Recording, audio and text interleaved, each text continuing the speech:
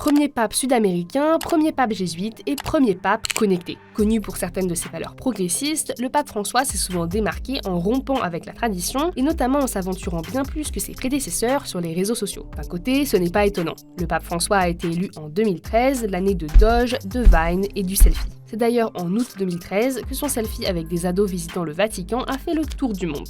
Depuis, le pape s'est retrouvé dans de nombreuses photos virales et a été le sujet d'une tonne de mimes transformés par internet en rappeur, en dinosaure ou en fan de bébé Yoda. Mais le virage de l'église catholique vers le numérique n'était pas garanti pour autant. Plus qu'une simple coïncidence liée à la naissance des réseaux sociaux, c'est le résultat d'un choix pris par le pape François et son entourage. Un chantier de modernisation entrepris au moment où, entre scandales d'abus sexuels et affaires de corruption, l'image du Vatican est en jeu. Casser les codes, ça passe d'abord par une plus grande présence en ligne. Si ses prédécesseurs avaient déjà pris le tournant de la radio puis de la télé, le pape François est le premier à réellement investir le compte Twitter officiel du pape, créé en 2012. Il y est désormais suivi par plus de 18 millions de personnes et il publie aussi régulièrement sur Instagram. Chaque mois, son équipe de com produit aussi une courte vidéo sur YouTube qui insiste sur un message en particulier allant de l'IA à l'écologie. Sa présence en ligne lui a aussi permis de garder un lien avec les croyants au début de la pandémie de Covid-19. Le souverain pontife a d'ailleurs déjà qualifié Internet de cadeau de Dieu, offrant des possibilités immenses pour les rencontres et la solidarité. Au cours de son mandat, le pape François a également approuvé la canonisation de Carlo Acutis, le saint patron du web, un adolescent italien mort en 2006 et connu pour avoir utilisé Internet afin de rendre l'évangile plus accessible. En 2023, il est devenu malgré lui le premier pape détourné grâce à l'IA lorsqu'une fausse photo de lui portant une giga doudoune est devenue virale.